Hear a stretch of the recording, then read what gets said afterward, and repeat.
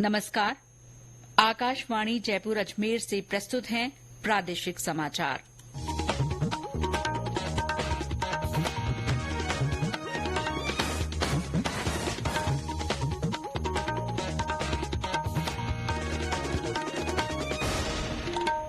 मुख्य समाचार।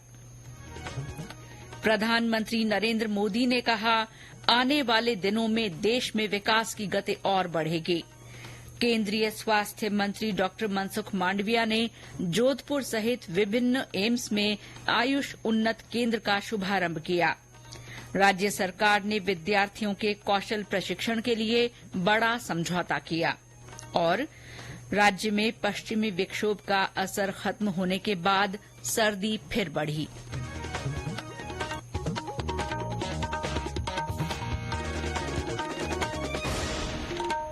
समाचारों के साथ मैं शीला चावला। और अब समाचार विस्तार से। प्रधानमंत्री नरेंद्र मोदी ने कहा है कि आने वाले दिनों में विकास की गति और बढ़ेगी। श्री मोदी ने आज तेलंगाना के आदिलाबाद में 56,000 करोड़ रुपए की लागत की 30 से अधिक विकास परियोजनाओं का उद्घाटन और शिलान्यास किया। उन्होंने कहा कि ये परियोजनाएं समूचे क्षेत्र में विकास की गति को बढ़ाएंगी। श्री मोदी ने कहा कि वे करोड़ों लोगों के सपने को साकार करने के लिए जी रहे हैं। उन्होंने आश्वस्त किया कि वे विकसित भारत बनाने के प्रति दृढ़ संकल्पित हैं। केंद्रीय स्वास्थ्य और परिवार कल्याण मंत्री डॉक्टर मनसुख मांडविया ने आज नई दिल्ली में एम्स में एकीकृत स्वास्थ्य अनुसंधान के लिए आयुष आईसीएमआर उन्नत केंद्र का शुभारंभ किया। इस केंद्र का लक्ष्य भारतीय ज्ञान और आधुनिक चिकित्सा का एक साथ उपयोग करके रोगियों को समग्र स्वास्थ्य उपचार प्रदान करना है। ये केंद्र दिल्ली, जोधपुर, नागपुर और ऋषिकेश स्थित एम्स में स्थापित किए जा रहे हैं। श्री मांडविया ने कहा कि हमारे अपने पारंपरिक ज्ञान पर ध्यान केंद्रित करना अधिक महत्वपूर्ण है। आयुर्वेद और मॉडर्न मेडिसिन, उसके बीच में इंटीग्रेशन हो, रिसर्च में भागीदारी हो, परस्पर modern medicine and traditional medicine, दोनों मेडिसिन का कहाँ उपयोग हो, उसका अध्ययन हो और उसके आधार पर हम नागरिकों की स्वास्थ्य की उत्तम सेवा कर सकते। मैं मानता हूँ कि आयुर्वेद ये मेरी दृष्टि से अथर्ववेद का एक उपवेद है। प्रधानमंत्री नरेंद्र मोदी ने सर्वोच्च न्यायालय के उस फैसले का स्वागत किया है जिसमें कहा गया है कि सांसदों और विधायकों को विधानमंडल में भाषण या वोट देने के लिए रिश्वत लेने पर अब कानूनी कार्रवाई से छूट नहीं मिलेगी। एक सोशल मीडिया पोस्ट में श्री मोदी ने कहा कि सर्वोच्च न्यायालय का ये महत्वपूर्ण फैसला स्वच्छ राजनीति सुनिश्चित करेगा और कानून व्यवस्था में लोगों के विश्वास को मजबूत करेगा। युवा कार्य और खेल मंत्रालय कल संसद के केंद्रीय कक्ष में राष्ट्रीय युवा संसद उत्सव का आयोजन करेगा। इस समारोह का विषय है युवा आवाज, राष्ट्र बदलाव में शामिल हों और सशक्त बने। ये समारोह देश भर में 9 फरवरी से शुरू हुआ था और 6 मार्च को संपन्न होगा। युवा संसद देश के 785 जिलों में 3 स्तर पर आयोजित की गई। जिला युवा संसद का आयोजन 9 से 14 फरवरी तक किया गया। इसके विजेताओं ने 19 से 24 फरवरी तक राज्य युवा संसद में भाग लिया। राष्ट्रीय युवा संसद के फाइनल में राज्य स्तर के 87 विजेता हिस्सा लेंगे। लोकसभा अध्यक्ष ओम बिरला ने आज गड़ेपान और सीमलिया में टिफिन विद दीदी कार्यक्रम में भाग लिया।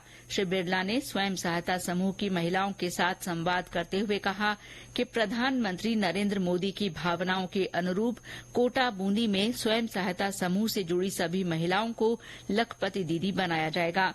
उन्होंने ग्रामीण क्षेत्र की महिलाओं के उपक्रमों की सराहना की। साथ ही उत्पादों की पैकेजिंग से लेकर मार्केटिंग तक हर कार्य में सहयोग का आश्वासन दिया। इस मौके पर ऊर्जा मंत्री हीरालाल नागर ने कहा कि विकसित भारत के संकल्प की सिद्धि तभी साकार होगी जब महिलाएं हर क्षेत्र में भागीदारी निभाएंगी। मुख्यमंत्री भजनलाल शर्मा ने आज राजभवन पहुंचकर राज्यपाल कलराज मिश्र से मुलाकात की। राज्यपाल से उनकी ये शिष्टाचार भेंट थी। राज्यसभा सांसद घनश्याम तिवारी ने भी आज राज्यपाल से मुलाकात की। ये समाचार आकाशवाणी जयपुर अजमेर से प्रसारित किए जा रहे हैं। राज्य में उच्च शिक्षा के क्षेत्र में कौशल प्रशिक्षण के लिए उच्च शिक्षा और तकनीकी विभाग तथा centre for research in schemes and policies crisp के बीच समझौता हुआ है। राज्य सरकार की ओर से इस समझौते पर उच्च शिक्षा और तकनीकी विभाग के प्रमुख शासन सचिव सुबीर कुमार ने हस्ताक्षर किए। श्री सुबीर कुमार ने कहा कि इस कदम से प्रदेश के विद्यार्थी वैश्विक और औद्योगिक मांग के अनुरूप कौशल में दक्ष हो पाएंगे। इस एमओयू के जरिए tourism, banking and finance, health care and hospitality, retail, media and entertainment, life science, logistics सहित अन्य क्षेत्रों के पाठ्यक्रम और प्रशिक्षण को राज्य के कॉलेजों में डिग्री पाठ्यक्रमों में शामिल किया जाएगा। ये सभी पाठ्यक्रम राज्य सरकार द्वारा चिन्हित विभिन्न महाविद्यालयों में शैक्षणिक वर्ष 2024-25 से शुरू किए जाने प्रस्तावित हैं। शिक्षा और पंचायती राज मंत्री मदन दिलावर ने कहा है कि शिक्षक बच्चों को शिक्षित बनाने के साथ संस्कारवान बनाएं। आज बीकानेर में संभाग स्तरीय अधिकारियों की बैठक में श्री दिलावर ने कार्यालयों में साफ सफाई और कार्मिकों की समय पर उपस्थिति के निर्देश दिए।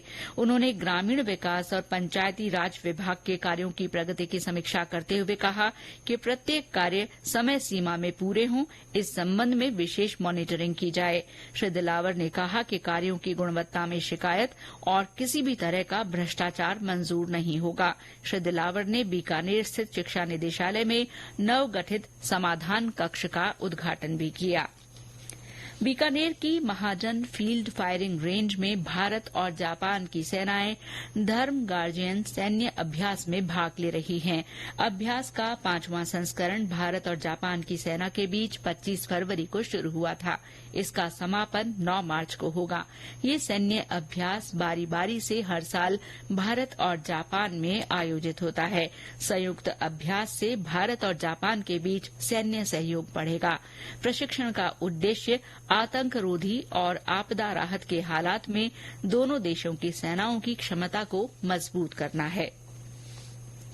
प्रधानमंत्री नरेंद्र मोदी के आह्वान पर चुनावों में युवाओं की भागीदारी सुनिश्चित करने के लिए देश भर के उच्च शिक्षण संस्थानों में मतदाता जागरूकता अभियान मेरा पहला वोट देश के लिए चलाया जा रहा है।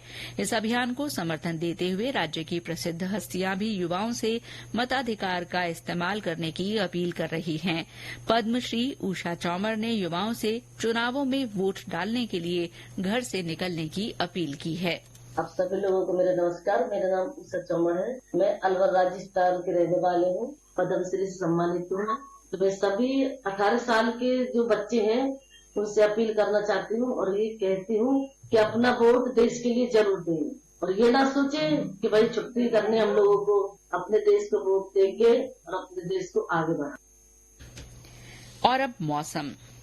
राज्य में पश्चिमी विक्षोभ का असर खत्म हो गया है। हालांकि इस दौरान कई स्थानों पर बारिश और ओलावृष्टि से सर्दी फिर बढ़ गई है। अधिकतर स्थानों पर रात का पारा 10 डिग्री से नीचे आ गया है। हमारे सिरोही संवाददाता ने बताया कि जिले के माउंट आबू में पारा कल के मुकाबले और गिरा है और ये जमाव बिंदु से नीचे चल रहा है।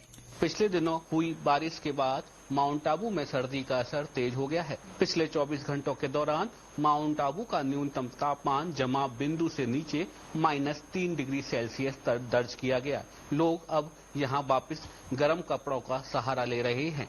सुबह के वक्त लोगों ने सर्दी से बचाव के लिए अलाव का भी सहारा लिया।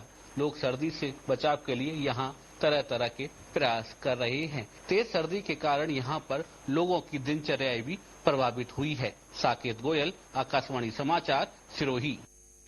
राज्य में मैदानी इलाकों में सबसे ठंडा स्थान सीकर का फतेहपुर शेखावाटी रहा, जहां तापमान 2.3 डिग्री तक गिर गया। इसके अलावा पिलानी में न्यूनतम तापमान 5 डिग्री सेल्सियस, हनुमानगढ़ के संगरिया में 5.2, जैसलमेर में 6.5 और सीकर तथा श्रीगंगानगर में 6.6 डिग्री रिकॉर्ड किया गया।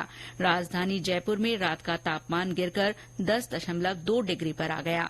मौसम विभाग ने आगामी 4-5 दिन मौसम शुष्क रहने की संभावना जताई है। दूरदर्शन केंद्र जयपुर के क्षेत्रीय समाचार एकांश द्वारा राजस्थान में स्ट्रिंगर्स के नए पैनल के लिए आवेदन मांगे गए हैं।